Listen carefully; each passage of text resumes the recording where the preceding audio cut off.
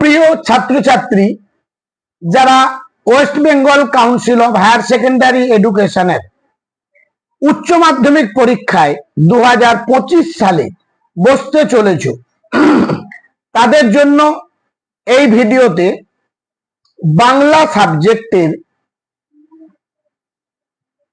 একটা পাঠ সাজেশন আমি দিচ্ছি।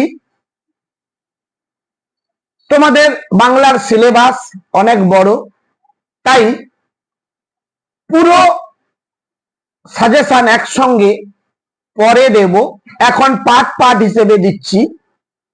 তোমাদের একটি দাগে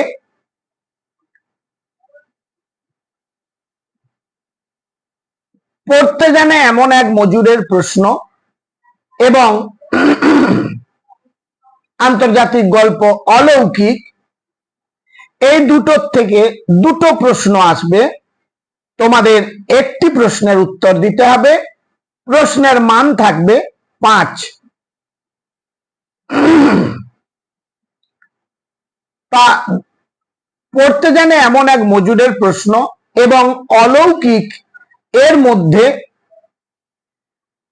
আমার মত অনুযায়ী তোমরা যদি অলৌকিক থেকে প্রশ্নগুলো তৈরি করে যাও, তাহলে মনে হয় অধিকতর সহজ হবে পড়তে জানে এমন এক মজুরের প্রশ্নের চেয়ে। অলৌকিক গল্পটা ভালো করে তৈরি করবে বা পড়বে, এবং এই গল্পটিতে মাত্র দুটি প্রশ্ন আছে। সেই দুটি প্রশ্ন তৈরি করলেই একটি প্রশ্ন কমন পাবে। অলৌকিক গল্প থেকে এই দুটি প্রশ্নের মধ্যে একটি প্রশ্নের অনেকগুলো ধরন হয়ে থাকে, কিন্তু প্রতিটি প্রশ্নের উত্তর একটাই। আলোচনা করছি অলৌকিক থেকে। গল্পটা কয়েকবার গুরুর দ্বারেতেও শুনেছি। কোন গল্প? গল্পটি সংক্ষেপে লেখো। এই প্রশ্নটি আবার অথবা হিসেবে এভাবেও থাকতে পারে, হাসান আবদালী এখন যার নাম পাঞ্জা সাহেব, এই ঘটনাটি উল্লেখ করো। অথবা এটা এইভাবেও থাকতে পারে, গল্পটা আমাদের স্কুলে শোনানো হলো, বক্তাকে, গল্পটি বা কি। আবার এই প্রশ্নটি অথবা দিয়ে এভাবেও থাকতে পারে, গুরু নানকের হাতের ছাপ ওতে আজও লেগে রয়েছে, কোথায় লেগে রয়েছে এই প্রসঙ্গে বর্ণিত ঘটনাটি উল্লেখ করো। অথবা এই প্রশ্নটি এভাবেও থাকতে পারে, গল্প শুনতে বেশ ভালো লাগছিল, গল্পটি কি বর্ণনা করো। আবার এভাবেও থাকতে পারে, উনি রীতিমতো হতভম্ব, উনি কে, তার হতভম্ব হওয়ার কারণ আলোচনা করো। আবার অথবা গুরু গভীর সমস্যায় পড়লেন, কেন গুরু গভীর সমস্যায় পড়েছিলেন, সেই সমস্যার সমাধানের জন্য গুরু কি করেছিলেন। অথবা গল্পটা মনে পড়লেই হাসি পেত, বক্তাকে, গল্পটি বা কি, আর হাসি পাওয়ার কারণটি। তাহলে একটি প্রশ্নের এতগুলো অথবা থাকতে পারে। আরেকটি যে প্রশ্ন পড়ব এই অলৌকিক গল্প থেকে, প্রশ্নটি হলো, পাঞ্জা সাহেবে পৌঁছে এক আশ্চর্য ঘটনার কথা জানতে পারি, ঘটনাটি নিজের ভাষায় লেখো। অথবা এই প্রশ্নটি এভাবেও থাকতে পারে, ঠিক হলো ট্রেন থামানো হবে, কিভাবে ট্রেনটি থামানো হয়েছিল। অথবা এই প্রশ্নটি আবার এভাবেও থাকতে পারে, মায়ের বান্ধবী আমাদের সমস্ত ঘটনাটা শোনালেন, ঘটনাটি নিজের ভাষায় লেখো। অথবা পাঞ্জা সাহেবের লোকজন খবরটা পেয়ে উত্তেজিত, কোন খবরের কথা বলা হয়েছে। উত্তেজিত হয়ে পাঞ্জা সাহেবের লোকজন কি করেছিল। অথবা এই প্রশ্নটি এভাবেও থাকতে পারে, ঝড়ের বেগে ছুটে আসা ট্রেন থামানো গেল, পাথরের চাই থামানো যাবে না। ট্রেনটি কিভাবে থামানো হয়েছিল তা নিজের ভাষায় লেখো। অথবা এই লাইন দিয়েও প্রশ্ন আসতে পারে, আমার চোখে জল, বক্তা কে? কোন ঘটনার কথা শুনে বক্তার চোখে জল এসেছিল? অথবা এই প্রশ্নটি দিয়েও থাকতে পারে, অবাক বিহল হয়ে বসে আছি, মুখে কোনো কথা নেই, বক্তা কে? তার মুখে কথা না থাকার কারণ আলোচনা করো।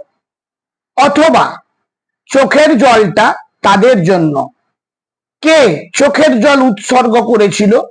যে ঘটনায় বক্তার চোখে জল এসেছিল সেই ঘটনাটি সংক্ষেপে লেখো।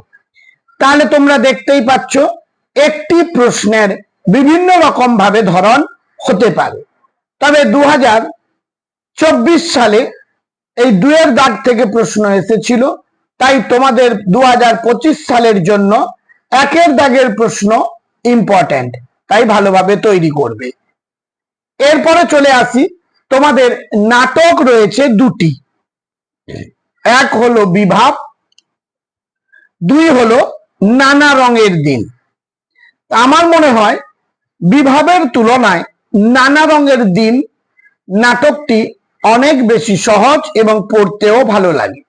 তাই নানা রঙের দিন থেকে যে প্রশ্নগুলো তোমরা তৈরি করবে, আর বিভাব থেকে, বিভাব এবং নানা রঙের দিন দুটোর থেকে দুটো কোয়েশ্চেন থাকবে, যার প্রশ্নমান হলো 5। তোমাদের একটি প্রশ্নের উত্তর দিতে হবে। আমার মতে নানা রঙের দিন বিভাবের তুলনায় অধিকতর শ্রেয়। তাই 1-এর দাগের যে প্রশ্নটি তোমরা তৈরি করবে, জীবনে ভোর নেই, সকাল নেই, দুপুর নেই, সন্ধেও ফুরিয়েছে, এখন শুধু মাঝরাত্রির অপেক্ষা, বক্তাকে? সে জীবনের মাঝরাত্রি বলতে কি বুঝিয়েছেন? অথবা এই প্রশ্নটা এভাবেও থাকতে পারে, এই উক্তির মধ্য দিয়ে বক্তার জীবন যন্ত্রণা তুলে ধরো।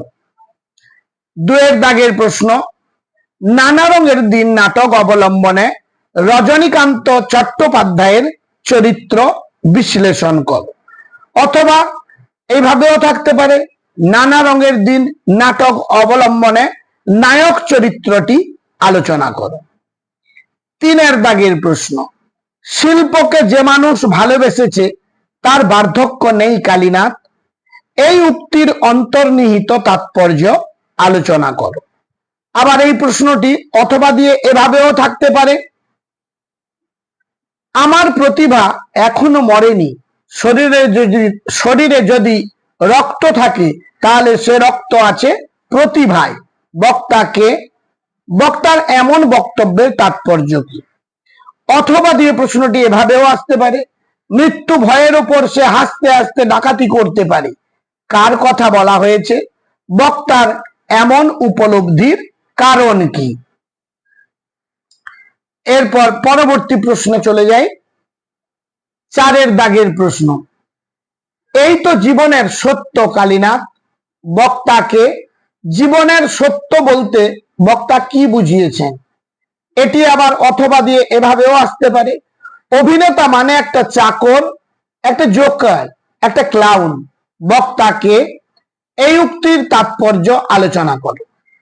অথবা দিয়ে প্রশ্নটি এভাবেও থাকতে পারে, তুমি তাদের কেউ না, তুমি থিয়েটারওয়ালা, একটা নকল নবিশ, একটা অস্পৃশ্য ভাঁড়, বক্তার এমন ভাবনার মধ্য দিয়ে কোন যন্ত্রণা উঠে এসেছে আলোচনা করো। অথবা দিয়ে এই প্রশ্নটি এভাবেও থাকতে পারে, একটা মেয়ে জানো কালীনাথ, একটা মেয়ে, বক্তার জীবন দর্শনের গতিমুখ পরিবর্তনে সেই মেয়েটির প্রভাব আলোচনা করো।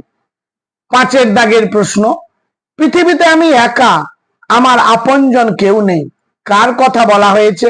বক্তার নিঃসঙ্গতার কারণ কি? এই প্রশ্নটা অথবা দিয়ে এভাবেও আসতে পারে, নানা রঙের দিন নাটক অবলম্বনে রজনীকান্ত চট্টোপাধ্যায়ের জীবনের নিঃসঙ্গতা ও একাকিত্বের যে ছবি ফুটে উঠেছে তা আলোচনা করো। 6-এর দাগের প্রশ্ন, এসব বাজে কথায় আমি বিশ্বাস করি না, যারা বলে নাট্যাভিনয় একটা পবিত্র শিল্প তারা সব গাধা, বক্তাকে? নাট্যাভিনয় সম্পর্কে বক্তার এমন মন্তব্যের কারণ কি লেখো। অথবা দিয়ে এই প্রশ্নটা এভাবে থাকতে পারে, এই পবিত্র নামাবলী ফাঁস হয়ে গেল আমার সামনে। কিভাবে সেই পবিত্র নামাবলী ফাঁস হয়ে গিয়েছিল? 7 দাগের প্রশ্ন। আমি রোজ লুকিয়ে লুকিয়ে গ্রিন রুমে ঘুমাই চাটুর্য মশাই, কেউ জানে না। কোন নাটকের অংশ? বক্তা জীবনকে কোথায় খুঁজে পাওয়া যাবে বলে মনে করেন? লাস্ট প্রশ্ন হলো 8 দাগ। একাঙ্ক নাটক হিসেবে নানা রঙের দিন নাটকের নামকরণের সার্থকতা আলোচনা করো। তাহলে এই 8টি প্রশ্ন তৈরি করলে অবশ্যই তোমরা কমন পাবে। এরপর পরবর্তী আবার ভিডিওতে আমি সেকেন্ড পার্ট হিসেবে আবার কোন চ্যাপ্টার তুলে ধরবো। আজ তাহলে এই পর্যন্ত। আর সবশেষে মনোজ স্যার কোচিং ভবানীপুর চ্যানেলটি সাবস্ক্রাইব করে লাইক করো, বন্ধুদের মধ্যে শেয়ার করে দিও। দেখা হবে পরবর্তী ভিডিওতে।